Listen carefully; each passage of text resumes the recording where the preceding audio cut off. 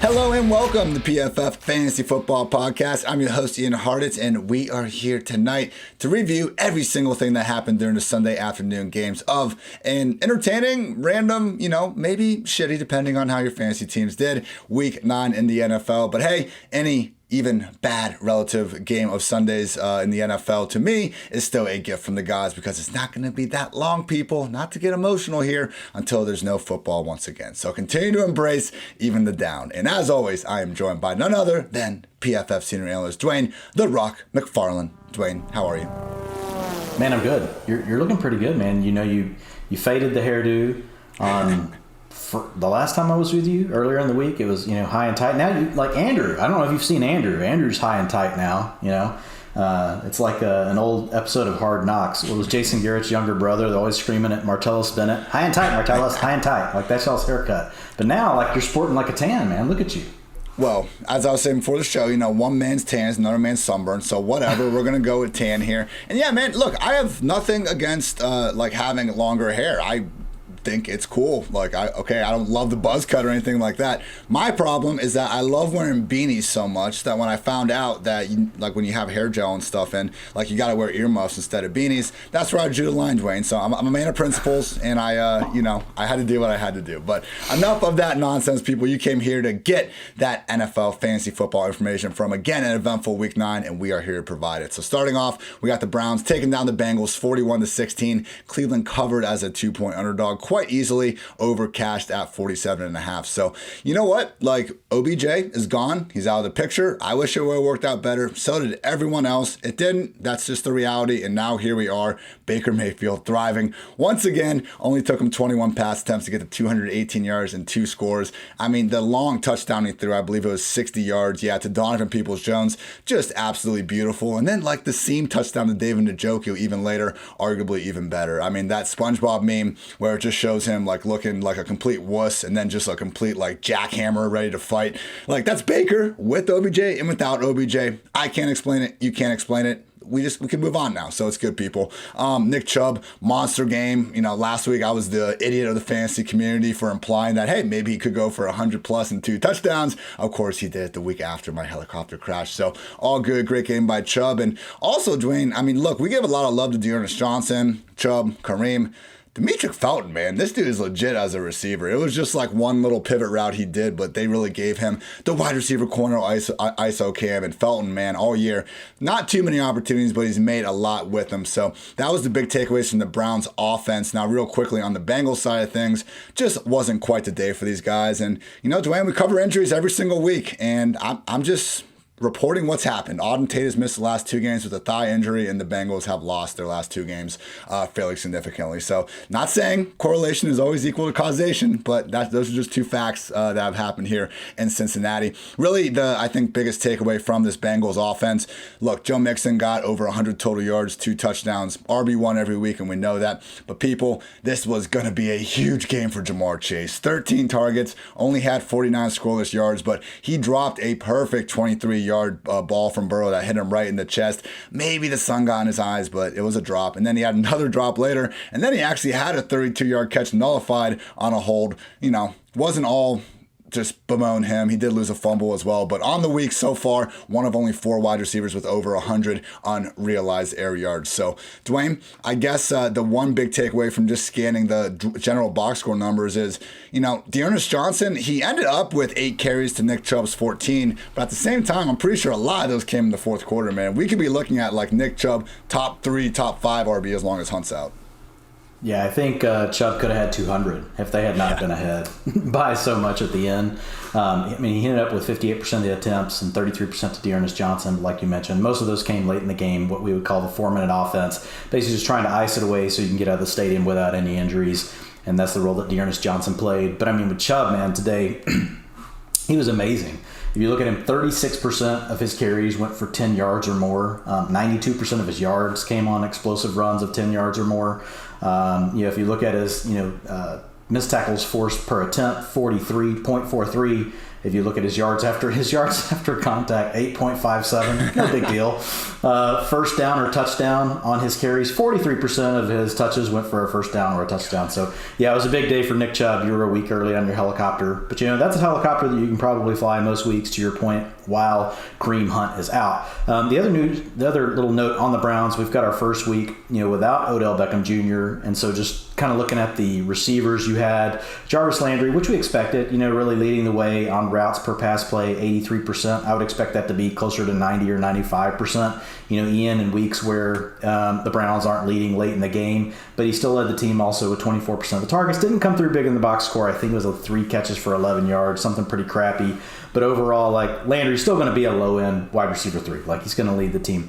Then the other 2 receivers that of note, Donovan Peoples-Jones was out there for 71% of the routes, and then also Anthony Schwartz was out there for 71% of the routes. And we, of course, saw Donovan Peoples-Jones come through on that big catch that you talked about, 60 yards from Baker Mayfield for a touchdown. He led the team with 41% of the air yards. So I do think Peoples-Jones is the other receiver to roster on this team, Ian, going forward. I think he is a boom-bust wide receiver 4 that could turn into a little bit more. He was dealing with a growing injury, so he was limited in practice all week. But if you look back, the 2 weeks before he got hurt, before he injured his groin, he had a game with 100 yards and another game with 70 yards. So I do think that Peoples-Jones, and he's a guy that they liked in training camp. So he's a guy that could be sneaky. On the Bengals side of the ball, nothing really new from a utilization perspective there. The only thing I would mention, is T. Higgins continues to do, his thing as well. Yes, Jamar Chase could have had an absolutely huge day.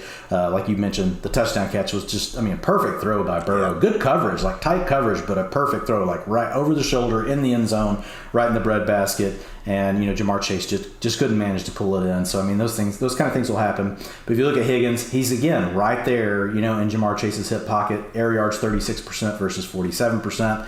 Higgins did come through okay for you in the box score today. We're just missing the touchdowns. And so those eventually will come. Tyler Boyd, unfortunately, took a little bit of a step back this week after coming through for folks last week. It's just a situation like we've talked before on the pod. You're probably going to get 2 of these guys be worth starting each week, and there's going to be a third guy that really gets left out. Today, you did get more pass. You got more volume from the Bengals, trailing early and often. They ran 75 offensive plays before taking away penalties, but they still only dropped back to pass 51. I say only 51 of the times. That's a lot, actually. 2 times for Brandon Allen, 49 times for Joe Burrow. So that did help as well. Yeah, and you nailed it on Donovan Peoples-Jones. We saw it in the preseason, and we even saw it last year for stretches. He only had a handful of targets, but he really did make the most out of his opportunities. The one note with Anthony Schwartz, again, people, I scanned several different, means of injuries for this podcast, but we don't usually know exactly what's going on until Monday at the earliest, or Wednesday when practice reports come out. So grain of salt, but I did see Anthony Schwartz with an undisclosed injury get pulled out, Dwayne. So if we can take Schwartz out of the equation, Donovan Peoples-Jones gets even more air yards. Look the hell out. Maybe even boomer bust wide receiver 3. Call me crazy. PFF Lily stat for this one is for Donovan Peoples-Jones. Lots of really good wide receivers out of the last 2 draft classes. Just 6 are averaging at least 2 yards per route run. Jamar Chase, Justin Jefferson, Kadarius Toney, Kyle Pitts, Rondale Moore, and none other than Donovan Peoples-Jones. Guy keeps on making plays. Gotta love it. Broncos took down the Cowboys. Sorry, Dwayne. Our Cowboys got absolutely smacked in this one. It was a week after a game that they should have, could have, absolutely, 9 times out of 10 lose the Vikings, so whatever.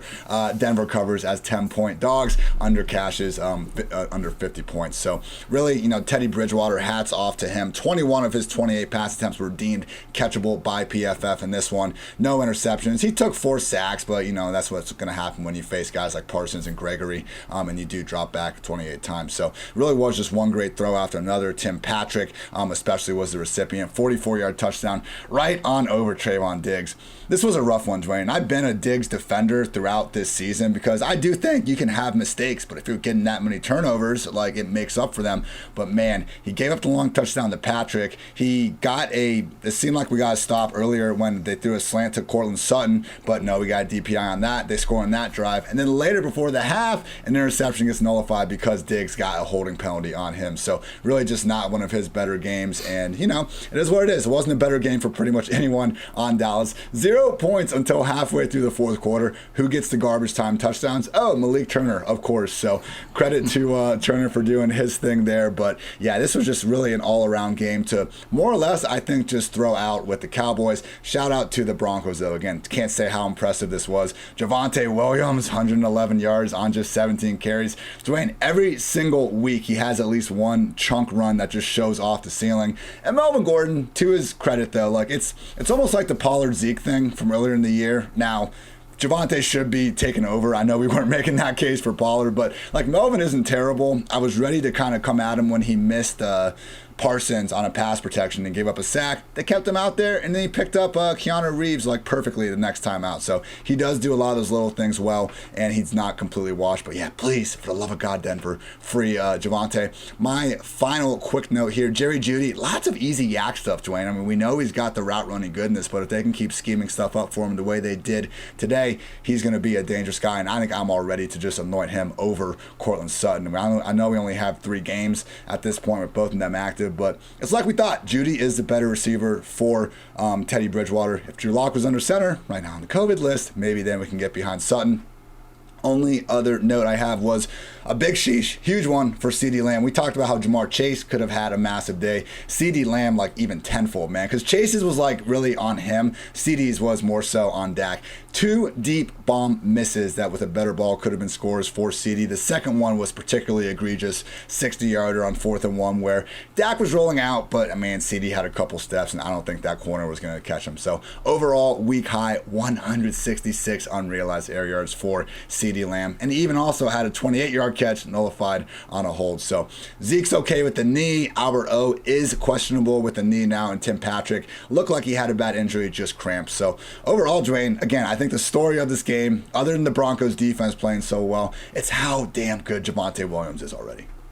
Yeah, I think that's the 2 big things I was going to hit on was really Lamb in the day that could have been, and then Williams. So I mean, if you look at Williams, just kind of like what we talked about with Nick Chubb, whenever we talked about the Browns, 29% of his rushing attempts went for 10 yards or more. So 79% of his yards came on explosive carries. Missed tackles forced per attempt, 0.41. If you look at his yards after contact, 3.76. I mean, pretty much like second on the day to everyone besides Nick Chubb. If you want to throw Jonathan Taylor in there from earlier in the week, really those are your top 3 backs of the week as far as, what they did from a standpoint of really just making defenders look silly. It's Jonathan Taylor, Nick Chubb, and Javonte Williams. He continues to join that club. We also did have a rushing play, and like you always say, Ian, maybe it's part of what enabled, right, the carry. But we were close to both Denver Bronco backs having over 100 yards rushing. You have a 24-yard rushing attempt called back for Melvin Gordon in the game. So that would have put him at 104 yards. So to your point, yes, Javonte Williams looks better. He looks, he is the sexy runner on the Broncos, but Melvin Gordon does continue to quietly just kind of do his thing, and it's enough, just to really keep him on the field. But again, the beauty with Javonte Williams is they continue to use him in every scenario. A lot of it comes down to which players on the field for which drive, right?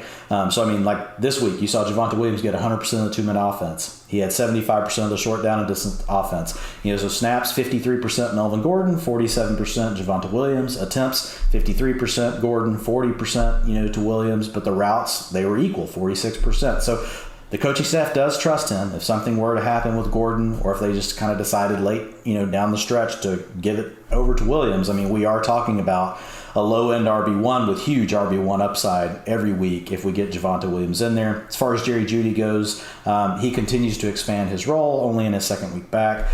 So this week he got to 80% of the routes, led the team in targets 33%. 24% of the air yards. So Tim Patrick actually led the team in air yards at 47%. Really with this, Ian, like with Tim Patrick continuing to be so good, like it's an issue, because I mean, Teddy Bridgewater, fine, you're okay, but you play under a conservative head coach. You play with a conservative quarterback who's also not eliminating mistakes, really, even though Bridgewater did have an okay day today, except when he saw Micah Parsons. Micah Parsons was freaking Teddy Bridgewater the freak out.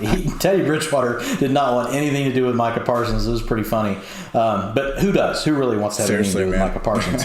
Yeah, but Cortland Sutton, to your point, man, only 8% of the targets today. He was out there. He led the team in routes, 89%. But it's just, and Jerry Jeudy's getting to operate from the slot. Over 60% of his routes today came from the slot. I know Cortland drew 2 DPIs on Diggs, I guess, so he had 2 more targets than that. But either way, it wasn't anywhere close to Jeudy. Yeah. So, and this is actually pulling all of that. This is pulling with those plays. Oh, so, it is that? Okay. Well, screw me then. I think so. If I'm pulling it right, I pulled it quickly before this, but usually I leave those plays in for the raw point stands data. either way, though. Yes. But yeah, for sure. It's just it's too many targets. It's too many mouths to feed for this offense. So as much as I like Jeudy too, I feel like there's going to be an odd player out each week. On the Cowboys side of the ball, just really quickly, I won't hit on anything else about Lamb. I mean, you hit all the high points. Like, just continue to start him. Amari Cooper was only out there for 59% of the routes. Look, folks, he's really nursing, the injury with the hamstring. He's gutting it out and he's playing. But in these kind of situations, even in a game where it had been close down to the end, like he probably still wouldn't have eclipsed 70% of the routes. And then you get in a game where the blowout, it just makes more sense to get him off the field, even though the Cowboys, for whatever reason, decided to keep Dak Prescott out there. Dalton Schultz, other last note, with Blake Jarwin out, Ian, 91% routes per drop back. So that would put him up there in that elite territory. Obviously, he didn't have a great week today. 14% of the targets didn't come through really for you in the box score. But if you get up over that number, you're in a solid situation as a tight end. PFF Lily highlight goes to Javonte Williams because he has been doing this all year. Missed tackles forced per carry, 0.37. That is number 1 in the NFL. Nick Chubb and Kareem Hunt are tied for second, all the way down at 0.29. And this schedule, Dwayne, again, it's not a guarantee that they hand it over to him, but if there ever was going to be a stretch where he can make the most out of these 12 to 15 touches per game, it's going to be against the Eagles, the Chargers, the Chiefs, Lions, Bengals, Raiders, Chargers, Chiefs to end the season. I know sometimes, we're ending the league in week 16 and we got, a Bengals defense and a Raiders defense I don't think are bad per se, but come on, you guys heard the Chargers twice, the Chiefs, the Lions. Javonte and Melvin set up to potentially thrive here down the stretch of the fantasy season. All right, those were 2 of, I think, the more packed games for notes here, people, because this next one, not quite as interesting. Dolphins beat the Texans 17-9. Miami covered as a 4-point favorite. The under cashed at 45. For those that did not see, it sucked, Dwayne. I was in the airport this morning. I'm not going on like 3 hours of sleep right now. So apologies, everyone, if I start talking anything loony as this goes on a little bit longer. But I sat down, I always try to carve out a good 20, 30 minutes Sunday morning, answer some start-sit questions on Twitter. And I had a bunch of them like, hey, I have Tua and Kyler. Should I go ahead and start Tua with Kyler not looking to play? And I said, absolutely. Got on my plane, got off my plane. And Tua's out too. This is freaking great. Gotta love fantasy football. So, it was a late notification. Like it came after most waivers ran, like in high stakes league, all that kind of stuff. It was, it was an hour and a half before the game, but it was later, probably much later than, after you had made those comments. Yeah, so apologies if that happened to go through there. But yeah, I just really had no way of knowing that up until we found out that, yes, per ESPN's Adam Schefter, he does have a small fracture in the middle finger of his throwing hand that is not recovered enough to allow him to start this game. And the Dolphins are on Thursday Night Football this week, so we could see Jacoby Brissett back in for another game. Look, Dwayne, we've been saying it all year. Jacoby just turns in one gritty performance after another. We're not going to start him in fantasy land. He'll make 1 or 2 really good throws a game, and he's probably going to be a top 40 quarterback for the next 5-6 years to continue to rack in money as a backup. So I love this touchdown to Mac Hollins. He took a shot in the pocket and it was a nice throw. Other than that, we had Myles Gaskin converting 20 carries into 34 yards and a score that was on a pretty cool Wildcat play. So shout out that. And that's what we can get. We can actually get lucky with volume with Myles Gaskin now that Malcolm Brown is out of the picture. And then as for the receivers, everyone, as soon as Jacoby got put under center and we knew he was starting, made the same joke about Jalen Waddle having a bunch of receptions for not an overwhelming amount of yards.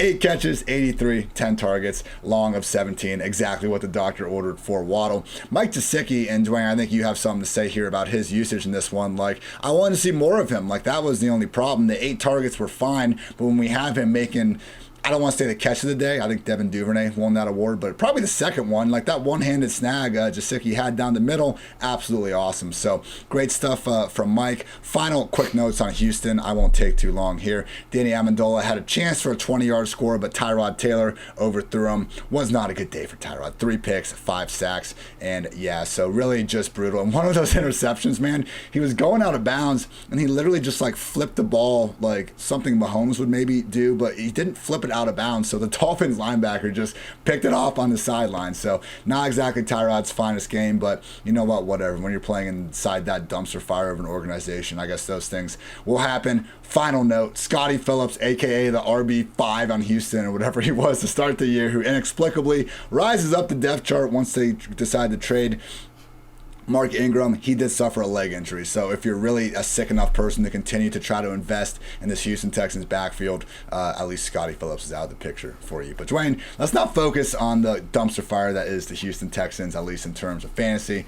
Why can't we get Mike Gesicki more reps? I'm not hating on the guy, Dwayne. I just think he lines up as a wide receiver, but whatever, that's dumb. I spent enough time on that anyway. Like, let's get the second or first best pass game option on the Dolphins a full-time role. Is that too much to ask?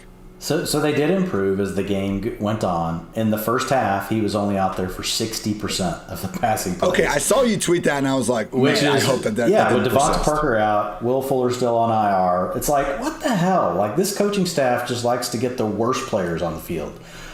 In the second half, though, they did correct things. He was out there for a total in the game. He was out there 86% of the routes, which, remember, we just want to be over 80%. Last week, he was at 98%. He led all tight ends last week. Accounted for 21% of the targets. 26% went to Jalen Waddle, as you mentioned. The nice thing for Waddle this week was that before, what we've seen from Brissett is like all this 3 and 4 yards average depth of target, and that wasn't the case this week. He actually got the ball down the field a little bit more, not deep, but at least intermediate, right, for Waddle, which helped, and that kept his yards per route run up over a 2, which is a 2.08 today. So yeah, that's it. Nothing to hit on the Texans. The Dolphins passing game continues to be funneled down just to these two players. Myles Gaskin, interestingly, like what did it take for Myles Gaskin to really kind of uncork everything? A leading game script. He's the passing. He should be the passing down back, but not in Miami. In Miami, like, he's the back you want to own when they just want to pound it. But whatever.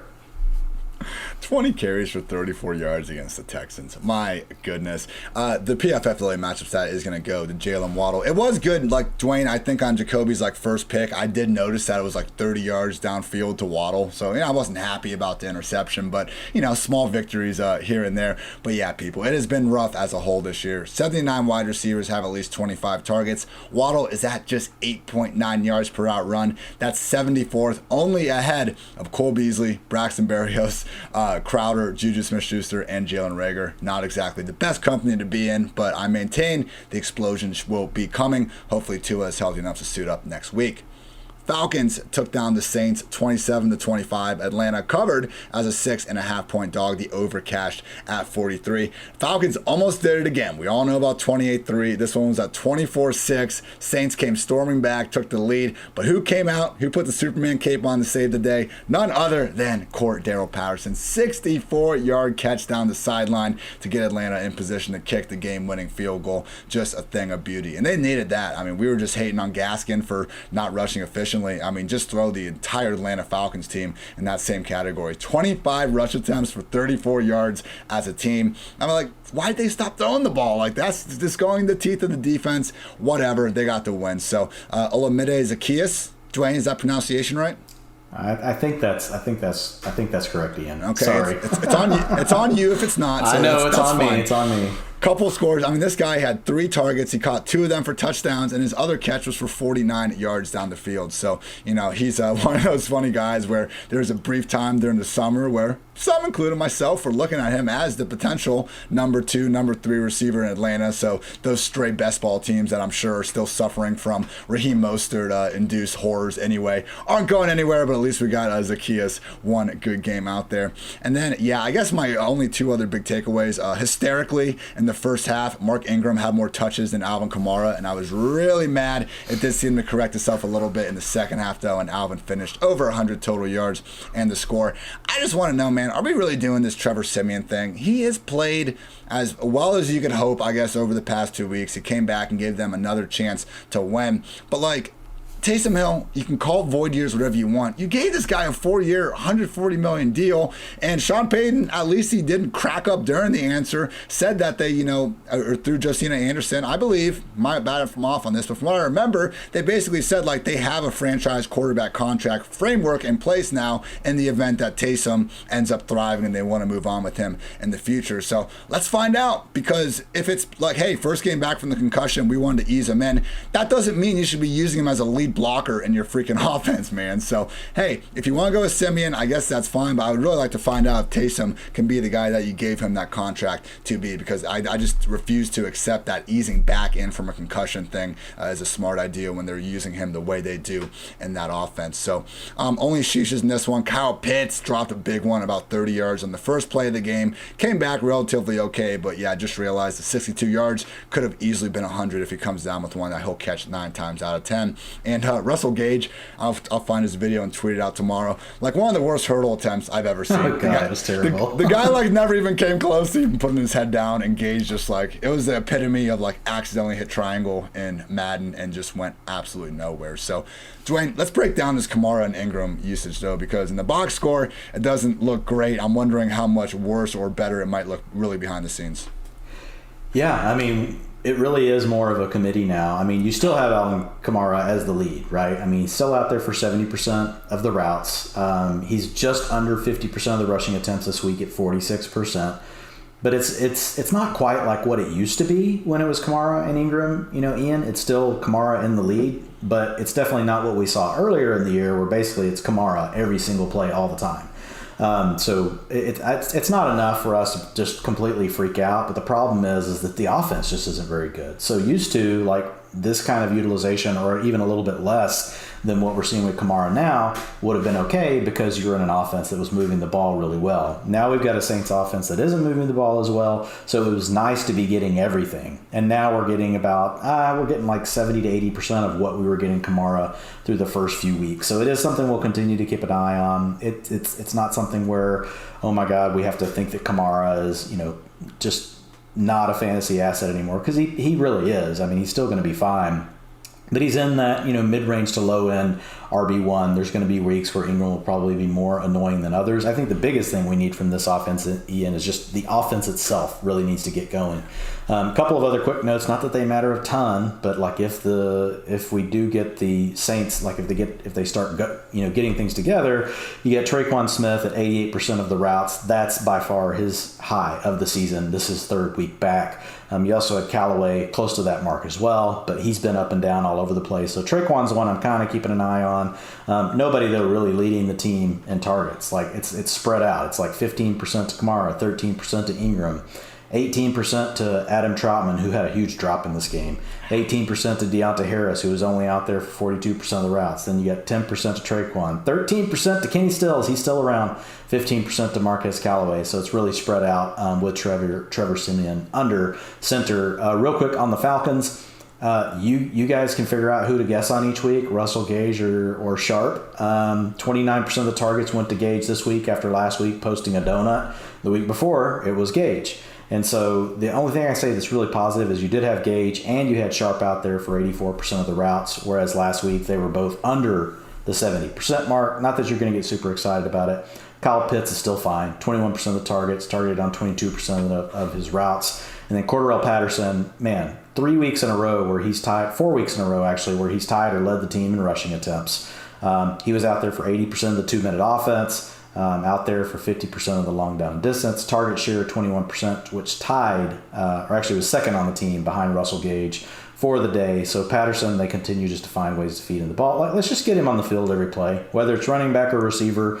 I don't know why they're screwing around with any of these guys playing ahead of him at any, it's fine if you still want to let the other guys play, you can, but let's just make sure that Patterson never comes off the field. It's a shame it took so long for a team to figure this out. At least someone finally did, and it truly is special what he's doing. And as we've talked about here on the PFF Fantasy Football Podcast, dual threat players are a cheat code in Fantasyland. So PFF Lily Stat, of course, is for our guy, C. Pat, because he is number one among all running backs this year with 459 receiving yards. How many receiving touchdowns do the Bears have at this point in time? 4. How many does Cordarrelle Patterson have? 5. Let that sink in, Chicago. And then the main thing, though, Dwain. It's kind of like what we saw with J.D. McKissic last year, where you just saw this massive gap between his usage in the slot and out wide compared to every other running back. That's really how Patterson is being used, because he has 23 catches in the slot or out wide this year. Next closest running back, 12. Yards, 330. Next closest, 134. Patterson has 3 touchdowns lined up in the slot or out wide. No other running back has more than 1. Kings stay Kings. Giants took down the Raiders 23-16, covering as a 3-point home dog, under cashed at 46.5. Hey, Giants, you guys got the win with fewer than 250 total yards. This one was ugly, just didn't have a lot of volume really going on in New York, and we got one of those days from Derek Carr where he just was not at his best. 2 picks, both by Xavier McKinney, one on the pick six, just absolutely brutal, could not get it over to the sideline. Was not Derek Carr's best day, unfortunately had to end things with a strip sack to lose the game. So in his defense, I think he could have had a score to Darren Waller. I didn't get the right replay. It looked like James Bradbury might have made a nice play and gotten his hand in there, but basically inside the 5. Carr put the ball exactly where he needed to, and Bradbury ended up winning the battle. So Waller could have had a short touchdown. Still did come through those 7 catches, 92 yards. Wasn't even listed on the injury report during the week. So hopefully this is just the beginning of that big second half bounce back many are assuming comes to fruition.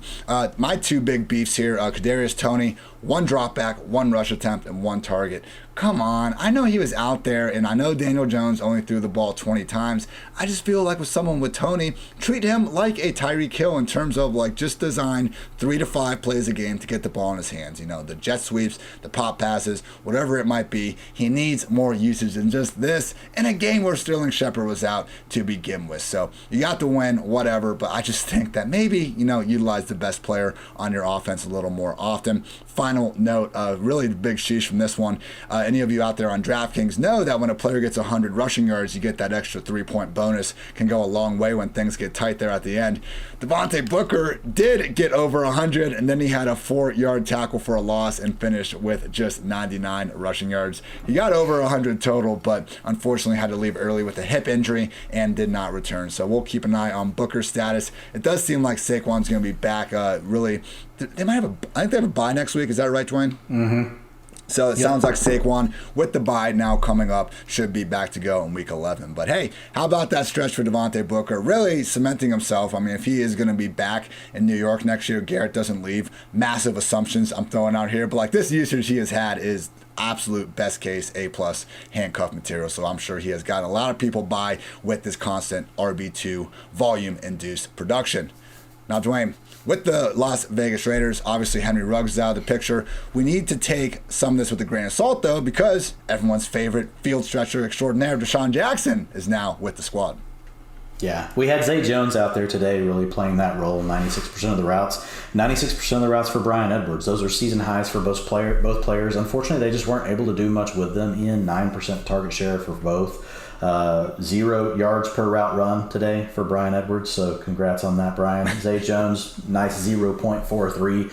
So look, I think we're just at a situation where they're probably not very good players, right? They're out there, they may be getting the routes, but there's a reason that they want to go get Deshaun Jackson. There's a reason that we haven't seen Bryan Edwards really step forward and do much yet.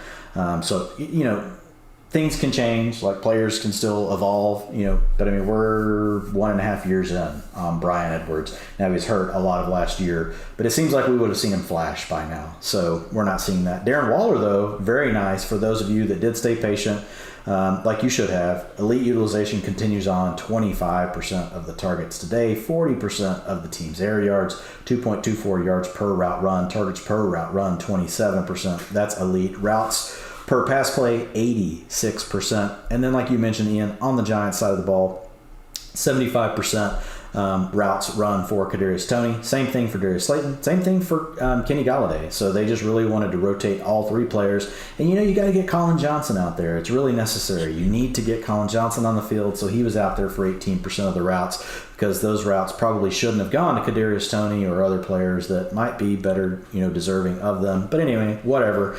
Devontae Booker, you did mention it, 1 yard away from hitting the 100-yard bonus, but he was hurt. So he got hurt at the end of that game, and that was killer. PFF Lily stat is for Devontae Booker, because since week 5, which was when Saquon suffered that terribly unfortunate ankle injury, only Derrick Henry has more touches than Devontae Booker. Now, I took that at about 7 p.m. when there's still some games going on. I think we're good. I didn't want to tweet it out, so anyone out there that finds out I'm off by 1 or 2, like, my apologies. We'll get everything finalized Monday morning and beyond. But even if he's third, man, like, that is just absolutely bonkers usage for someone that, as we saw when Saquon's healthy, isn't even going to play. So, yeah, Jason Garrett is going to stick his head on trains and do Jason Garrett things. Patriots took down the Panthers 24-6, covering as a 3.5-point favorite under cash with ease at 41.5. This was like today. Usually I have our like Octo box in the PFF headquarters. I had to home up with the mom and stuff today in the sweet old Dublin, Ohio, so didn't have a chance to have my eyes on the games as much as possible, but with Red Zone and 2 other screens going on. Believe you me, I did my best, people. But just every time I saw this game, Sam Darnold was having a pick that was somehow worse than the one that I had just previously seen. And that wasn't even the part that made me the most mad, Dwayne. The part that really, grinded my gears was when he gets DJ Moore on a crosser, just has no idea there's an incoming defender waiting to freaking lay our guy to waste. And that's what happened. Luckily, the defender, I forget who it was, but they did a real good save. 2021 hit and just, hit DJ really in the ribs instead of in the head. So he got up slow. I'm not sure if those ribs might have been air. I mean, he was back in the game afterwards, so maybe he pops up on the injury report. Maybe he doesn't. Doesn't seem like he's going to miss any sort of time, but it just sucks, man, because why was Robbie Anderson not in there? Why was Terrace Marshall, or I guess Robbie wasn't there, excuse me, and Terrace was back. Why did they miss previous time in previous weeks? Because of hospital balls from Darnold, where he just was not protecting his receivers. So just unfortunate to see. And really with Darnold, we've been saying this now for several weeks, but it's not getting any better, and it is concerning. But at least the one thing getting better in Carolina is Christian McCaffrey. They said there'd be a pitch count, and I guess relative to his normal workload there was, but still 14 carries, another 5 targets. He caught 4 of them, cleared 100 total yards. With this as his comeback week, I think we can expect even more usage in week 10 and beyond, and we'll get back to having CMC as our weekly overall RB1. So only notes on New England's side of things. Again, like, their defense was really just all they needed in this one. J.C. Jackson had a super long pick 6 for a touchdown. And he had another interception as well. Shout out J.C. Jackson making plays. And, of course, Jamie Collins, every time he comes back to New England, he turns back into a great player. He had an interception as well. So, yeah, just with these running back rotation splits, Dwayne, and I'll throw this one over to you. We do need to take it with a little bit grain of salt because both Damian Harris and Ramondre Stevenson suffered head injuries. We did not have J.J. Taylor active. So we ended up having Stevenson, Brandon Bolden, and Damian Harris combining for 33 carries for 146 yards with a short touchdown for Harris. So have you looked into these splits yet? Like, could we see any sort of difference before the injuries, or is this just kind of a muddled throwaway sort of split? I haven't been able to break it down like exactly when their injuries occurred, but I think we've seen enough from the Patriots this year to know that Damian Harris is going to get 50 to 60% of the rushing attempts. Then you're going to have either J.J. Taylor or Ramondre Stevenson coming in, getting 25%, of the rushing attempts. May have got a little, Stevenson was at 25% today. And then Brandon Bolden's usually worth 10 to 5%, but he gets more involved in the passing game. So I don't think there's any big takeaways here. I'll dig into it tomorrow more on the utilization report. As far as the rest of the team, though, nothing that big on the Patriots. It was interesting, though. I mean, Mac Jones only 139 yards. I guess that's all you really need to beat Sam Darnold. He did throw a touchdown. Sam Darnold 172 yards, 0 touchdowns, 3 picks. So a real pass-heavy game here, Ian. As far as Christian McCaffrey goes, it was a little bit under what we usually see, but to your point, I think it was enough to show, like, next time we see the Panthers, it'll probably be completely wheels up. So you saw McCaffrey out there 49% of the snaps. The big area they gave McCaffrey a breather on was really in the passing game. He was only out there for 34% of the routes. And it was Amir Abdullah, their new crush, Ian. They like him in the passing game. He was out there for 45% of the routes. He handled 45% of the long down and distance. And they didn't really need it. They didn't have the 2-minute offense today. I don't want to say they didn't need it. They did need it, but they did not use the 2-minute offense today. And then you had 100% of the short down distance going to Christian McCaffrey, 67% of the rushing attempts going to Christian McCaffrey. But to your point, 16% target share still for McCaffrey. So that's a 33% targets per route run. So one of these things where, hey, we're not going to have McCaffrey out there all the time. We're going to lighten his snap load. But when he is out there, we're going to draw things up. We're going to try to get him the ball. Dwayne, we got to have a tough conversation here. We maybe victory lap a little early on it. I mean, I wasn't victory lapping it because I was wrong about it, but like I was all ready to say, you know what, DJ Moore, weekly wide receiver 1, no thoughts about it after the first month of the year. And you look at the last 5 games, hasn't surpassed 75 yards, hasn't scored a touchdown. Is it like he had a big game today, but you know, your reasoning when we were talking about Devontae Smith before this last week was, hey, he has high end, like he has wide receiver 1, wide receiver 2 usage. We just need to treat him as a wide receiver 3. DJ Moore has wide receiver 1 usage, but we just need to treat him as a wide receiver 2. Yeah, I think that's where we're at. I wrote that actually in the utilization report last week. It was like, look, 1 more week, and I'm just going to have to move him down because he had moved his way up to mid-range wide receiver 1, then he had fallen down to low-end wide receiver 1. And last week, that was my comments that, look, like the utilization is great, but when you have a quarterback that's struggling to get to 200 yards every week, which we're 5 or 6 weeks in a row now with Darnold, it's just not really going to change, you know. And there's there's only the only 2 players you can start on the Panthers offense, period, are DJ Moore and Christian McCaffrey, right? And McCaffrey's going to, you know, he'll end up probably being fine. But yeah, Moore, you just got to treat him more as I would say mid-range, probably wide receiver 2, but low-end wide receiver 2, you know, somewhere between those 2.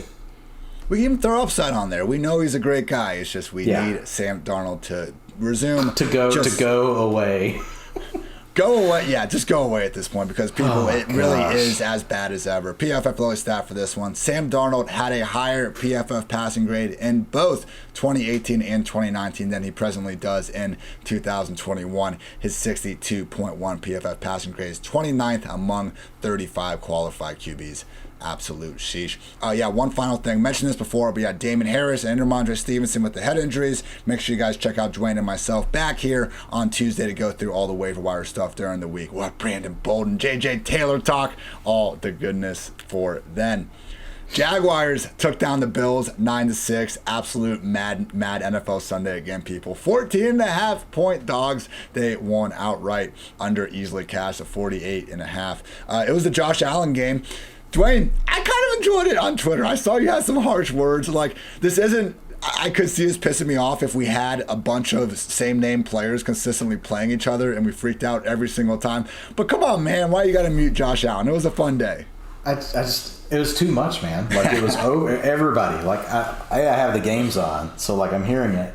And then it's on Twitter, too, and you're trying to find other stuff, and I'm just like, God, like, this is annoying. Yeah, I do think it's funny, and it's pretty crazy. Like how the Jags, Josh Allen, did do all these things, right? He had a sack, he had a fumble recovery, he had a pick of the player, you know, with the same name. That is pretty crazy. I mean, I give it credit, but it was just like a situation where like it was going so much, and then NFL Red Zone was doing it too. So when it would snap to the game, you're hearing it. Then you go to Red Zone, and Scott Hansen's doing it, and then you get on Twitter, and it was Josh Allen overload. You really couldn't get away. The horse was beaten within like 15 seconds of the first sack being taken. Hopefully you don't have to deal with this again too many more times soon. But yeah, Josh Allen, I mean, if you start, obviously we're starting him in fantasy each and every week, and he did give us the 50 rushing yards, but yeah, man, it was another game where he looked a lot more like the guy in 2018, 2019 than the guy in 2020. So that's what happens when you score 6 points against the Jaguars. I don't have some grand scheme to make this performance out better than it actually was.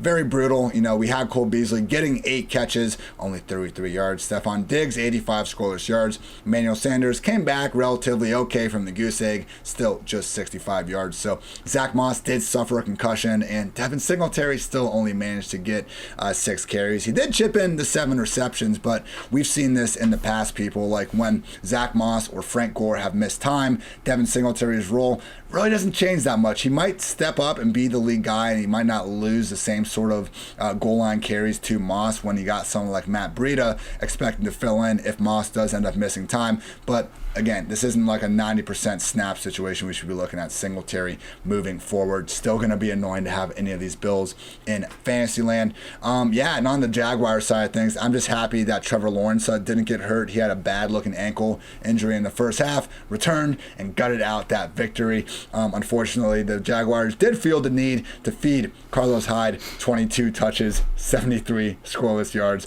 One of the most just predictably, hilariously sad stat lines I've ever seen in my, 8-10 years in this industry, whatever you want to call it. Final note here. At the end of the game, man, it was 9-6, and they won, so who cares? But Trevor Lawrence had a chance to put the dagger in them. Wide open Marvin Jones for a 50-yard score. Just sailed it. He had pressure in his face, I get it. But, yeah, it could have been even bigger. Just F you to Bills Mafia, I guess, if they could have somehow won by 2 scores. So, Dwayne, yeah, I mean, go off, man. This one is disgusting. 15 points. What are we doing, guys?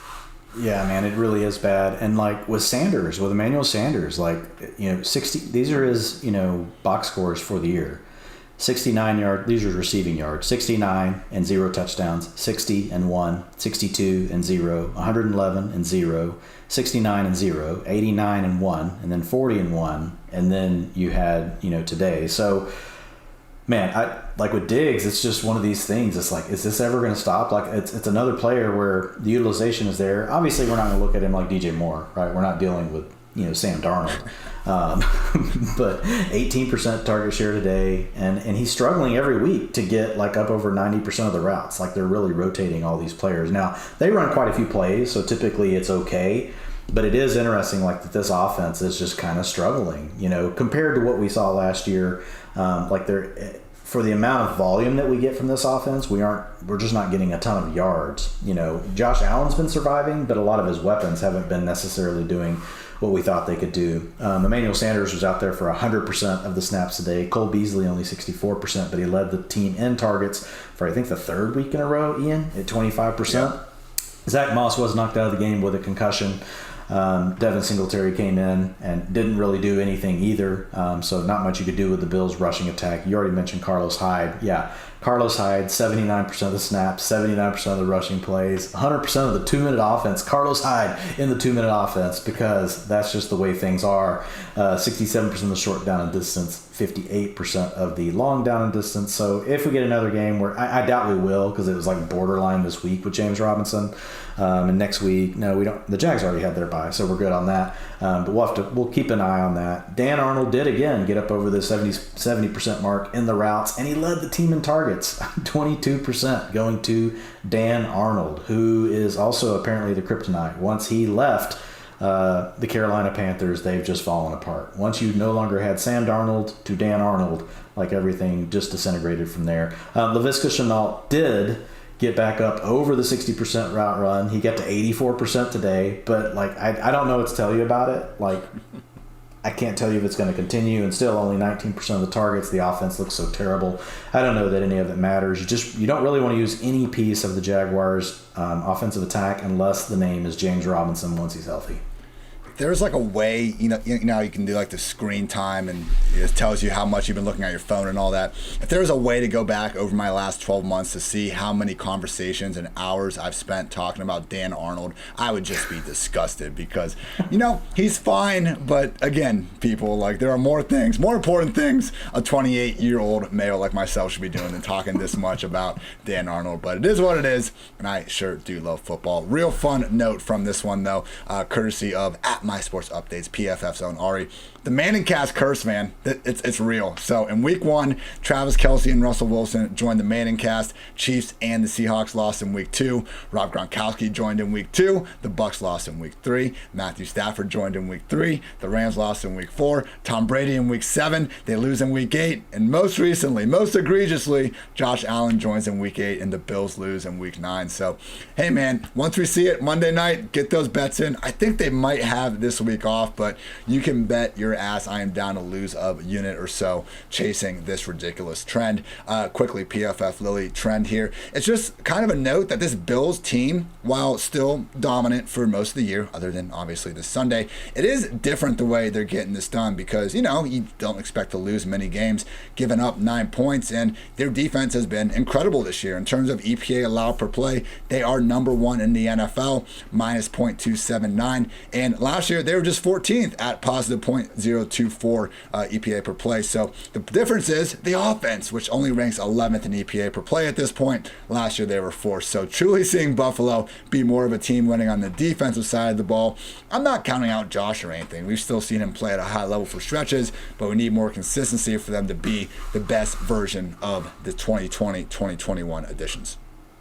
Ravens took down the Vikings, maybe in the game of the day, 34-31. Minnesota did cover as 7-point dogs. The over cashed at 51. Dalvin Cook, we didn't quite get the huge breakout game. He sure got close, but Kirk Cousins had to, do Kirk Cousins things and take away the goal line QB sneak. He doesn't do it that often. I'm just bitter. I got Dalvin in a lot of leagues, but 17 carries, 110 yards, 66-yard run where it was a 3rd and 1, maybe. I think it was a 3rd and 1, not 4th and 1, but they gave him a pitch, man.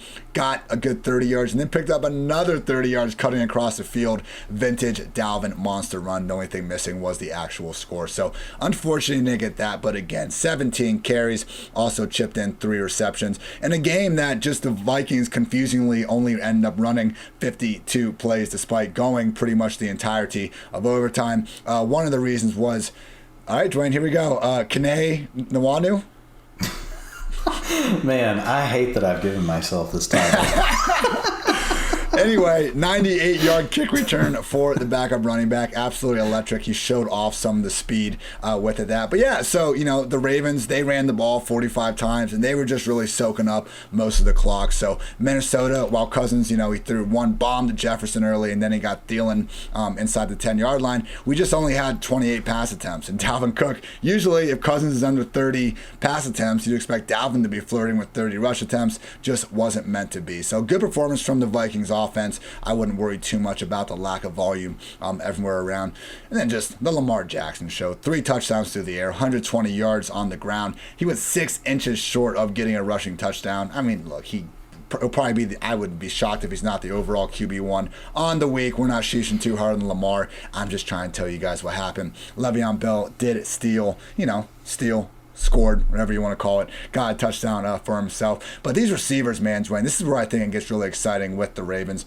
We've talked up Mark Andrews all year. He didn't have the best game. Lamar actually missed him on a couple pretty open crossers that I think they'll be back fine in. But everyone else, Devin Duvernay, catch of the day, going back across his body, one-handed in the back of the end zone. Rashad Bateman, 5 catches, 52 yards. A lot of people were really expecting a true breakout performance. He almost had it because they kind of had a little scramble drill. He got open deep. Lamar just kind of underthrew it. And they drew the long DPI, so it wasn't a waste or anything like that. But just realized with a better ball, he could have had a 45-yard score. And then Marquise Hollywood Brown, 9 catches, 116 yards on 12 targets. And Dwayne, he looked explosive as hell the entire time. I believe I saw you retweeted at first, but fantastic Twitter account from our friend Adam Harstead, where basically, and like here's the PFF Lily style, I'll throw it out right now. In Hollywood's last 16 games, 126 targets, 83 catches, 1,216 yards, and 12 receiving scores. We both had him as a wide receiver 1 going into this matchup, and I think it's going to be pretty damn hard to take him out anytime soon, Dwayne. Yeah, it's funny to me how much people want to battle this Marquise Brown thing. Like, people do not. We have 16 games now. Like, come on. They don't want to do it. People are not ready for Marquise Brown. They're just not ready for this world that we're living in. Like, I don't understand it. Look, and I like Rashad Bateman. You like Rashad Bateman. But what does that mean you can't like Marquise Brown? Like, he is the clear alpha on the team, 95% of the routes versus 82% for Bateman. And that's good for Bateman, right? That's his career high, is 82%. It's only this season. But, the problem for Bateman is going to be what's going to happen when Sammy comes back. And people are like, well, Sammy just won't matter. Well, if Sammy just takes 20% of that, well, you're back to 60%, and it's just going to make Bateman a hard player to start. But yeah, with Brown, I mean, look, he's going to lead the team in air yards pretty much every week. He can make every kind of play. He can catch the ball underneath and take it to the house. He can catch the ball over the top of the defense, take it to the house. Yeah, he's not a contested catch type guy, but Lamar does look for him whenever they're down inside the red zone, the green zone, the red zone, whatever zone you want to name. He likes Marquise Brown. So Mark Andrews, brother of Marquise, Mark Andrews out there for 75% of the routes, so just a little below the 80%. But yeah, man, targets per route run are still great, 23%, target share 24%. Like you said, he didn't come through huge in the box score, but looking good. As far as the Ravens' backfield, I have no clue if this will stick or not, but we did see a player kind of take the lead with Devonta Freeman. 58% of the snaps today, 58% of the routes. Still was pretty much a split on the ground, 32% to Freeman, 27% to Le'Veon Bell, and then you had, of course, 51% to Lamar Jackson. Tyson Williams was only out there in some of the passing down work. He did not see a carry in the game. So if you folks have probably already all hopefully moved on from all of these Ravens running backs, but Williams doesn't need to be on rosters at all. As far as the Vikings, there's nothing really new here, Ian, unless you have any questions about it. Like, it's the typical Vikings offense, right? You got Dalvin Cook, you got Justin Jefferson, Adam Thielen. Kirk Cousins just really struggled a little bit today with Adam Thielen, with Jefferson. Only 40% of the throws were catchable to Adam Thielen today. And so if you look at that from the perspective, of an NFL average, typically 76% of targets to wide receivers are catchable. So 40% is quite below that. 36% below the NFL average today for Thielen. And Justin Jefferson got off to a hot start in the first half, but really cooled in the second half. Only 60% of his passes were catchable. So that is 18% below the NFL average. So they struggled a little bit today in the passing game. It could have been, I think there was a lot left on the field. It could have been bigger.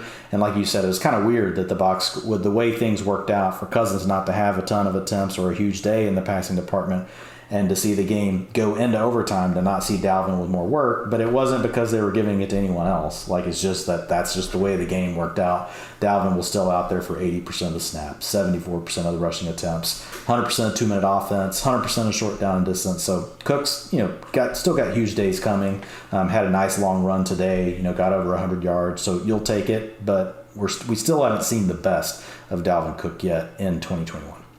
Dwain, you said the average catchable rate is 73%?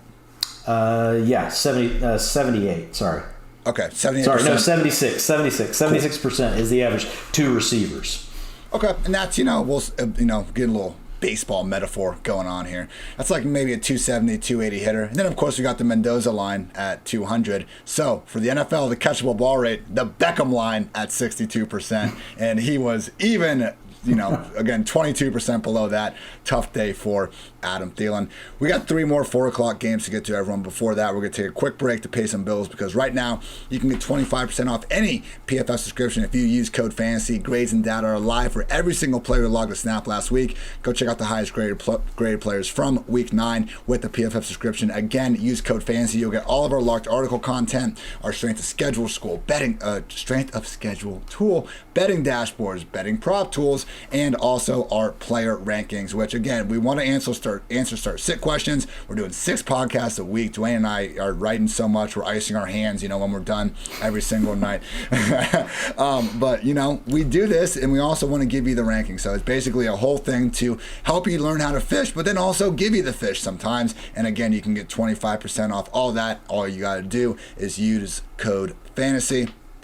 And also, NFL fans hungry for a big win this week, DraftKings Sportsbook, an official sports betting partner of the NFL, has you covered. New customers can bet just $5 on any NFL team to win their game, and if they do, you win $200 in free bets.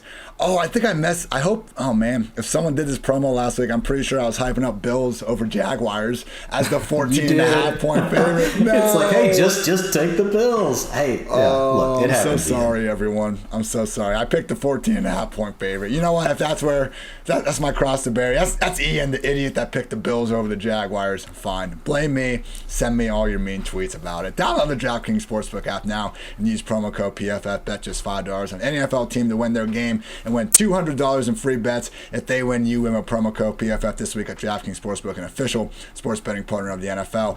Must be 21 or older. New Jersey, Indiana, Pennsylvania only. New customers only. Minimum $5 deposit, $1 wager required. 1 per customer. Restrictions apply. See DraftKings.com/sportsbook for details. Gambling problem? Call 1-800-GAMBLER. My voice is fading, people. I was singing Mr. Brightside at the wedding far too loud. But you know what? Whether it's football success or financial savvy, the right questions help set the stage for winning strategies. Western and Southern is teaming up with PFF's very own Cris Collinsworth to share insights that can help put you ahead on both your fantasy and financial scoreboards. Want to hear about Chris's old playing days, behind the scenes with Allen Sunday Night Football? How about a need to know for your financial future? You can ask about either or both, and every football or financial question you ask earns you a chance to win a catered party for February's big game. So please check out the Cris Collinsworth podcast and Western and Southern's Instagram for answers to the best questions each week. Submit your questions at westernsouthern.com/askchris. One more time, that is westernsouthern.com/askchris. If you're watching on YouTube, check out that link in the description below. Remember, with Western and Southern, you can rest assured on game day. 3 more, everybody. Chargers took down the Eagles 27-24. really fun game, actually. Chargers did cover as 1-point favorites, and the over cashed at 49.5.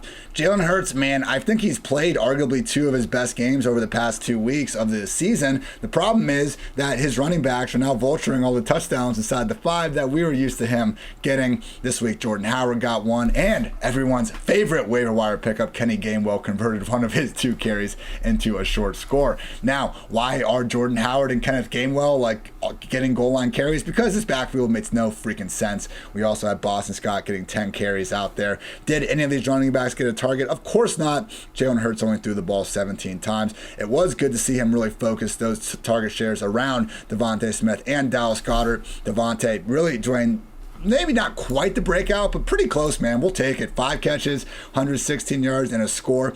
I cannot wait to go back and watch the all 22 of Devontae, because they kept showing these 20, 25-yard catches where he just had 5-6 yards of separation. I'm just, envisioning those double moves he probably set up to get open. It's going to be a good time. And Dallas Goedert, I know he only finished with 43 yards, people. Should have been so much more. We're talking a legit 50-yard score on the first drive of the game. Unfortunately, Hurts it seemed like he threw it over the wrong shoulder. Goddard kind of adjusted to it. It went off a hand. Would have been an incredible catch, so I will put the blame on Hurts for that one. With the Chargers, real quick, really frustrating first drive for them when they got it might have been the second drive. I saw the stat in the broadcast. It was the first time since 2002 a team drove 98 yards and failed to come away with a point. So Mike Williams lost on a fade to Darius Slay. Then they dropped that little quick screen that the Saints always do with Michael Thomas. Then they went for it on 4th and goal from the 2. Keenan Allen caught it, but he was ruled just short of the end zone. So unfortunate there. But we did have Keenan really come through in this one. 12 catches for 104 yards. And Mike Williams wasn't easy, but we did get a 49-yard bomb that he caught over Slay to really save his day. So I think that about covers it, Dwain. What are you seeing here with Mike Williams? Because again, this wasn't a dud, but we were one deep catch away from it being yet another dud. And I know we're not taking away anyone's big plays. We don't do that here on the PFF Fantasy Football Podcast. But it is, what's the usage looking like? Because we are seeing Keenan now, 13 targets. Nobody else had more than 5. Yeah, I did just pull it all in while we were sitting here talking. I was pulling in the late game stuff. So Mike Williams is out there. 91% of the routes, just like Keenan Allen. But this is multiple weeks now where we just haven't seen, Williams as involved. Now, I know over the last few games, and I don't have this in front of me right now, I want to say when I looked at his ADOT earlier, it was around 12.5 or 12.9. But I know over the last few weeks, his ADOT has been higher, and we've seen, his targets go down. But there's also a mix of injuries and different things that have been going on. He only saw 14% of the targets this week. So I'm just going to chalk it up at this point. Ian, yeah, we've had a few bad games, and obviously, we probably can't just have him right there in that borderline tight end 1 conversation. Need to move him down a little bit. But at the same time, I don't see something here where I'm just wow, Mike Williams is not going to be part, of this offense. We know that Keenan Allen just wasn't utilized a ton early in the season, and now we're seeing him get used more. So I think you're just going to see some ebb and flow. You still have a good young quarterback. You still have a team that wants to throw the ball plenty. So I think overall, still all signs are positive for Mike Williams. We just need to get him back in sync, with Justin Herbert. 92% of his passes, or 60% of his passes, were catchable today, so that was a little bit lower. Keenan Allen was 92%. Of course, Keenan Allen working more underneath, intermediate, and he's starting to get things going. 35% target share today for Keenan Allen. 37% of the air yards, 2.74 yards per route run. On the Eagles side of the ball, you did mention Dallas Goedert, 83%. Again, up over the 80% threshold. 38% target share. He and Devonta Smith, this is starting to isolate down to really just Goddard and Smith. We've seen this now for a couple of weeks, so this is really encouraging, especially with an offense where we know that Jalen Hurts can have some problems with passing. We don't want it to be something where it's going to 4 or 5 receivers. That way, when we have these kind of weeks where things can get lean like the last couple of weeks, you still may be able to salvage something if you're really only feeding the ball to 2 players. And so it is all about Goddard, all about Devonta Smith. Devonta Smith handled 54% of the air yards today, 5.27 yards per route run, 27% targets per route run, 38% target share, on the field for 92% of the passing plays. So Devonta Smith, Ian, that low-end wide receiver 2 utilization did finally pop through in the box score, get a nice week out of him, over 100 yards and a touchdown. Love it. Maybe one day we can even get 20, 30 pass attempts for Jalen Hurts. And Eagles backfield. Complete scramble again. Everybody out there, you got it was like what we saw though last week. It's really, it's Jordan Howard and Boston Scott mostly sharing, and then the leftovers go into Kenneth Gainwell. 40% of the snaps to Jordan Howard, 44% to Boston Scott. 52% of the rushing attempts to Jordan Howard, though, 30% to Scott, only 6% to Gainwell. Gainwell handled 55% of the long down and distance. So really, Gainwell, here are your roles. Kenneth Gainwell is your closer if the Eagles are in a situation to be able to close a game, which isn't a lot, but he's also really the 2-minute offense back. He'll handle at least half of the passing down work. But then you have really Jordan Howard and Boston Scott splitting what was Miles Sanders' role before. So the answer to any of your start-sit questions with an Eagles running back is going to be the other guy. Quick PFF Lily stats. Shout out Austin Eckler at the end of the game. Chargers, they went for it on 4th and 1. They were able to pick it up with a sneak with Herbert, but it was looking like it was going to be a long field goal. Eckler ended up bursting a good 20, 25-yard run to really set them up in a position to win the game. And this season, people, he is on pace for now 1,708 total yards and 17 trips to the end zone. Just a true baller. And you know what? One of our own, Dwayne. Shout out to the folks at Yahoo Fantasy. Austin Eckler always doing stuff, setting his own ranks, starting himself, believing in himself, just like all of you should at home and whatever you're. He also leads the NFL in scrum touchdowns. I don't think he got another one of those this week, but I think 2 is definitely in the lead. When they literally just picked him up, that was unbelievable.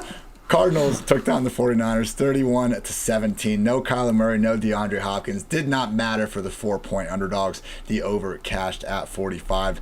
It's James Conner's world. We're all just living it, Dwayne. And look, we gave him credit last week, and one of my, stats for our preview was just how good he had been as a true goal line back. Like, truly the best in the league. He was like 6 for 7 in carries inside the 5, converting them into touchdowns. He was showing big playability. I don't know that we've ever seen in his career. Like, even going back to 2018, the best days in Pittsburgh. I'm not sure what Conner did in the offseason, what kind of voodoo he might be working with, but the guy looked fast. I was watching games with my mom. She probably heard James Conner, but she saw him taking the screen 50 yards, 45 yards for a touchdown, and she said, wow, that guy's fast.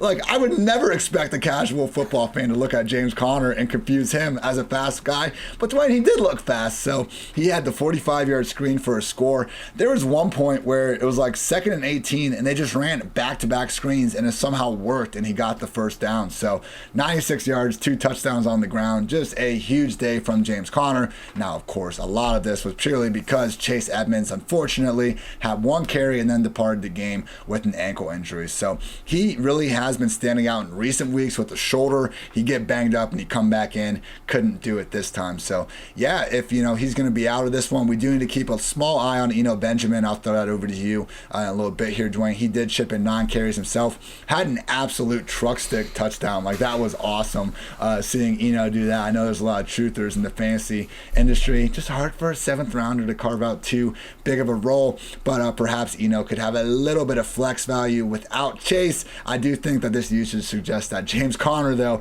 could just be the 80-90% hoss. As I wanted everyone to trade for Chase Edmonds, I guess the opposite does also apply here. If you take Edmonds out of the equation, now you have Conner soaking up a lot of that pass down work, at least when Colt McCoy is under center.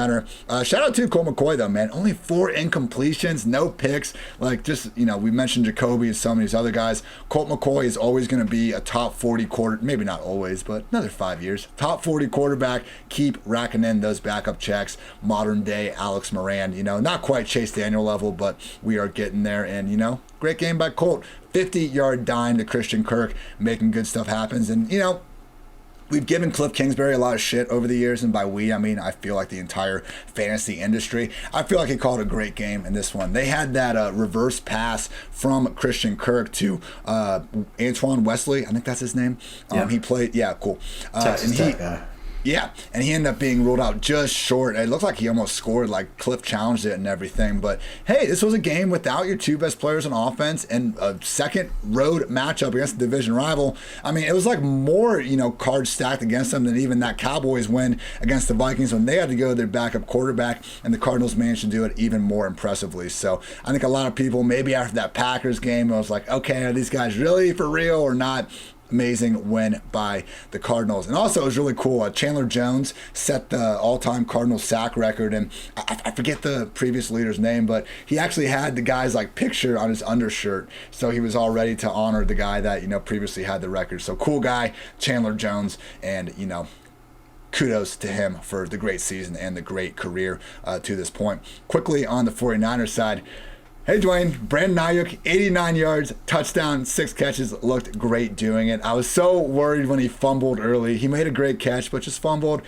Did not care. Shanahan went back to him. And apparently Shanahan told Fox that Ayuk, quote-unquote, makes this offense go for us. He unlocks this whole offense. Maybe keep throwing him the ball then, Kyle. I don't know. I'm just a fantasy guy in my mom's basement right now, but it seems like when you throw the ball to Ayuk, good things happen. But hey, good things were happening when they were throwing to really anyone. George Kittle, first game off the IR, 6 catches, 101 yards, and a score. Deebo Samuel even had 9 targets still, only had 63 yards. Elijah Mitchell only had 8 carries in this one. Luckily, seemed to dominate the touch usage despite having Hasty, Jeff Wilson, pretty much everyone except Raheem Mostert back in action, able to participate if they wanted them. It was still the Elijah Mitchell show. Unfortunately, Jimmy Garoppolo had the pick, had the 5 sacks, and when you throw that and with the fumbles from Kittle and Ayuk, it was just a little bit too much for the San Francisco offense to overcome. So, Dwayne, let's stick with these backfields because, we'll talk about some Ayuk goodness too, but that's the big thing here. With Jeff Wilson coming back, a lot of people got excited. It's still the Elijah Mitchell show. Yeah, I think the main thing is Jeff Wilson was active and Sermon was not active. So if you have Sermon on your roster, he can obviously be dumped. Jeff Wilson should be on rosters. And a lot of the leagues that our listeners play in, like Sermon's already been off their rosters for multiple weeks, right? But yeah, Wilson is a stash play, but it is Elijah Mitchell's backfield. Jermichael Hasty is the passing down back, had 91% of the long down and distance today, 100% of the 2-minute offense, but Elijah Mitchell still handled 80% of the rushing attempts, 66% of the snaps. So his role was really the exact same, which is why we like looking at percentage and utilization, Ian, because really what changed? The game script changed, and that's what drove the way the touches were lower than what we've seen in games where when the 49ers are leading, the role was still the exact same. All the percentages were the same. The game just didn't flow the way that we had seen in the past for Mitchell, where the 49ers had really been able to, use the run game more over the last 2 weeks whenever they had been in more favorable scripts. As far as, Brandon Ayuk, yeah, man, this is 2 weeks in a row where he's been up in the 90% routes per drop back or routes per pass play range, which is phenomenal. He actually had 22% of the targets today, which was second on the team to George Kittle, who I'll talk about here in just a second. Averaged 20% targets per route run today, 2.54 yards per route run, which was second on the team also to George Kittle. So Brandon Ayuk, looks like he is back in the good graces. We're not going to get... again, game scripts matter, right? So these target shares and all these things, you get in a game where you don't have to have Jimmy Garoppolo throw for 326 yards and 2 touchdowns. It's going to be a little bit tougher for all 3 of these, passing weapons to pay off. And when I say 3, Kittle, Deebo Samuel, and Brandon Ayuk. But Ayuk has definitely shown enough, Ian. I think that he is in the wide receiver 3 conversation again. We're back. We're back. Yeah, we're back. Look, and he's a talented player. It's just for whatever reason he was in the doghouse, and it's good to see us get back to where we are now. Deebo Samuel was still out there plenty as well, 19% target share. He came into this game, a little bit banged up, worried about his calf, so he wasn't quite as involved. Got involved late in the game, still showed, some good run after the catch ability despite the calf issue. But only 19% of the targets, so he was third on the team, behind Ayuk and Kittle. And then you had George Kittle's return, 67% of the routes, so they took it a little easy on him. You'd like to see him up around 80%, but 28% targets per route run. So like what we talked about with McCaffrey earlier, when George Kittle was on the field, they were really looking for him, designing things up. He actually led the team in air yards, Ian, 38%. George Kittle at a tight end position, 3.48 yards per route run today. George Kittle is back. So the 49ers offense is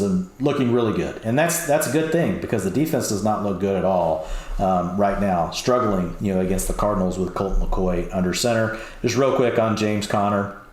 Yes, we did see Benjamin get involved, but this was mostly all James Conner. 77% of the snaps, 72% routes per drop back. That's the huge part because that's where you could see Benjamin play a little bit more. 55% of the rushing attempts to 24% for Benjamin, and then 75% of the short down distance, which he's owned that role the whole season.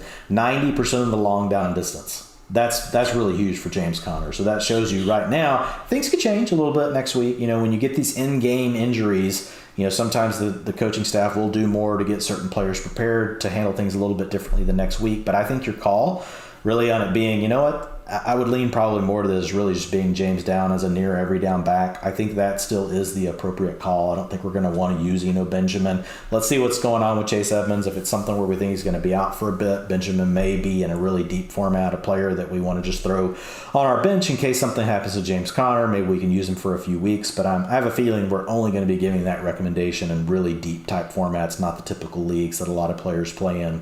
Rondale Moore, man. I didn't know this was possible, but he did, even knowing that A.J. Green was going to be out and Hopkins was going to be out, I didn't know how much more. I thought Moore might be stuck around the 60, 70% route mark still. He got up, to his credit, over 88% today, which is really nice. 19% of the targets. Air yards, negative 0.05, so still being used mostly around the line of scrimmage.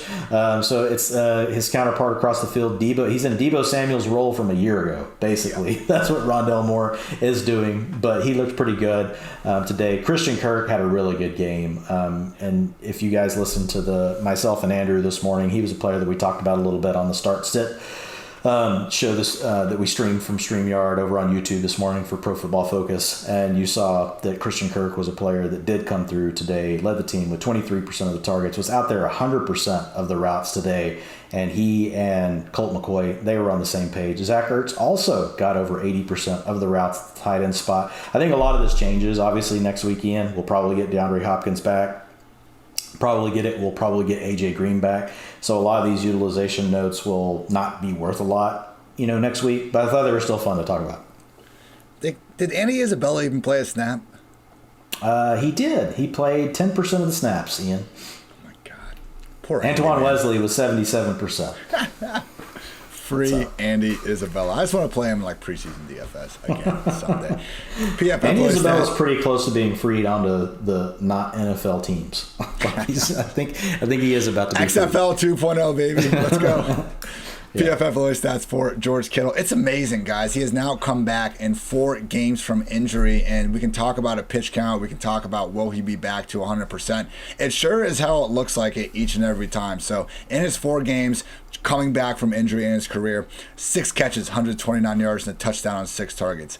15 catches, 185 yards, and a touchdown. 15 targets, 4 catches, 92 yards on 5 targets. And today, 6 catches, 101 yards, and a touchdown on 8 targets. Efficient beast. Dwayne, you said like that gaudy yards per out run stat for Kittle. Like, yeah, only Davante Adams had more than Kittle in the year 2020. It's a shame we haven't seen him be able to stay as healthy as he was earlier in his career. Here's to hoping that will be the case moving forward. Now, in the worst game of the day, the Chiefs took down the Packers 13-7. Green Bay covered as a 7-point dog. The under hit at 48. Man, I knew there was reason to panic for Mahomes. I'm not saying this came out of nowhere by any stretch of the imagination, but this was rough, man. 13-7 against a Rodgers-less Packers team, and just the whole game, it seemed like one quick dump down after another. They were showing Travis Kelce getting wide open on the middle of the field routes that they had made a living doing, and Mahomes is too busy checking it down to Jerick McKinnon or whoever in the flat already. So he had 2 chances, and maybe this offense just needs one big play and they're snap back into it. I don't know, Dwayne, but they had 2 pretty damn good chances to do so. Could not convert on either. So the first one, potential 80-yard touchdown to Tyreek Hill that I don't think we can be too mad at, though, because Tyreek did kind of rip his defender down. Pretty obvious offensive pass interference. They didn't call it, so, we can still say sheesh there, but either way, the really big backbreaker was a potential 96-yard score. The safety was coming over the top. Again, this wasn't a guarantee, no one within 20 yards of him, but we're used to seeing Mahomes and Hill, make these crazy plays on a weekly basis, and they just haven't been there over the past month or so. So Tyreek joins Jamar Chase, CeeDee Lamb, and the other guy in this matchup, Davante Adams, as the only players with over 100 unrealized air yards this week. Davante probably had a good 40-yard score in the fourth quarter himself that he could have had with a better ball. Unfortunately, Jordan Love sailed it out of bounds. I mean, yeah, as bad as Mahomes was in this one, Jordan Love every bit worse. So credit to Love. becoming the latest guy to torch Daniel Sorensen. Got a touchdown to Alan Lazard at the end, but it was just rough throughout this entire day. I mean, to only get Davante Adams 42 yards on 14 targets, I'm happy he's prioritizing him as the number one pass game option that we obviously know he would be on just about any team in the league, but it is good news that we already have, Coach LaFleur coming out and saying that if Aaron Rodgers is good to go by next Sunday, he's a starter. We're not going to go through this charade of Jordan Love needing to be under center again. So pretty disappointing, Dwayne. Like, your first round quarterback, your team has paid up for Davante, you paid up for Aaron Jones, 7 points against the Chiefs defense that we've seen pretty much everyone go off against. So last point I have here, Darrell Williams really just dominated usage again, which, hey, we talked about this. As great as Gore was in that one drive last week, it was still the Darrell Williams show from a usage standpoint. Unfortunately, the 22 touches were converted in just 77 scoreless yards, and he was so close on 2 of them. Got stuffed on back-to-back goal line carries from the one before Mahomes found Kelsey for the score. So, yeah, Dwayne, just a horrendous game from start to finish. And yeah, where do you want to go with this one, man? Good luck. It's weird to think that I just want to end the show without saying anything. When we're talking about the Packers and the Chiefs, right? We should be so excited about what we're talking about here. But look, I think you've kind of just really, you've set the table. Look, this isn't what we're used to. Looking at Mahomes, the last 2 games, he had 206 yards passing, last week. Today he had 166 yards. This is just... it feels like we're talking about Sam Darnold right now. That's how bad things really are. But we fully expect things to turn around. Look, the NFL is adapting, Ian, to these passing attacks. And it's interesting. We're going to have to see Josh Allen ran into it today as well. We're going to have to see what are these passing teams going to do against the 2 high looks. How are they going to really generate, different, a different in their scheme that's going to make defenses have to play them different? Or how are they going to adjust to really just get yards and go down the field? If you're noticing, a lot of these teams that are putting up fantasy points, you saw multiple teams today, like the Ravens, just putting together these long drives, just taking everything, taking what you give them, taking what you give them, taking what you give them, and then hitting you with a big play. And we're just not seeing the Chiefs consistently be able to do that yet. And, it doesn't seem like Mahomes really wants to do that. He seems super frustrated by what's going on in the offense right now, and I totally get it. Yes, Darrell Williams, he did dominate 76% of the rushing attempts, only 12% to Derek Gore. So he's really just a relief player. But we should get Clyde Edwards-Helaire back soon. They didn't remove, he could be activated. He could have been activated this week. Obviously, he wasn't ready. Andy Reid said we still might be another week or 2 away. So we'll have to keep an eye on that. Tyreek Hill, Travis Kelce, they're still getting theirs. We just need the Chiefs offense to get going. As far as the Packers go, it's really the same thing. I mean, it's Jordan Love, but they really ran their offense the same. Pretty much Aaron Jones had the same role, 55% of the rushing attempts to 36% for A.J. Dillon. His utilization in the passing game was disappointing today. He was out there, plenty, but he only saw 6% of the targets. He handled 100% of the 2-minute offense, 79% of the long down and distance work. So everything was there from an underlying perspective. It just didn't work out as far as getting in the ball. Davante Adams, you already mentioned it. I mean, he's 45% of the targets, everything's still being funneled towards him. Just 1.08 yards per route run, though, because we've got inefficiency going on at the quarterback position. Alan Lazard did continue to play for the most part in the 2 wide receiver sets, even though you had Marquez Valdez-Scantling come back, who was only at 59% of the routes versus 88% for Alan Lazard. That could change over the next few weeks. But obviously, if the Packers do get in more shootout type situations, unlike this game, once they have Aaron Rodgers back, there could be value down the stretch because we know Robert Tonyan's gone. So they really need another target. It can't just be Aaron Jones and Davante Adams. It can be mostly them, but there is room. So I'm kind of interested to see what happens with Valdez-Scantling and Lazard. We'll see if one of those 2 really assert themselves. Obviously, Adams and Jones are the 2 major pieces. But if you're playing in a deeper format, it could end up being important, like who wins that 3rd role on the Packers in the receiving game. And Dwayne, just between us, man, it's Robert Tonyan. I know you're Tonyan. Kind of pride yourself on those things. PFF Blue stat for this one before we get out of here. Davante Adams and Tyreek Hill combined 25 targets, 10 catches, 79 yards, 0 touchdowns. Screw this game. We spent too much time on it as it was. But Dwayne, this is like our shortest podcast maybe ever together, man. I feel like we got a lot of good info in here. I got energy going into week 10, double digits, baby. And we'll be back all throughout the week. So anything else you want to get off your chest? No, man. No, I'm looking forward to Week 10. I'm looking forward to what's going on right now with the Rams and the Titans. Got to go see, like, what is Adrian Peterson tearing things up? I don't know. No, Stafford threw back-to-back picks. One of them went down the 2-yard line. The other one was a pick six. So our fearless leader, George, had a fantastic tweet that was, the Leo DiCaprio looking at himself and pointing at himself in the TV. And it's like Jared Goff watching this Matthew Stafford performance. So that's funny. Has not been good, and we will go up to it. Hopefully by the time you're listening to this tomorrow, we have more and more A.J. Brown highlights to watch. So for Dwain, I'm Ian. Thank you as always for tuning in to PFF Fantasy Football Podcast. And until next time, take care, everybody.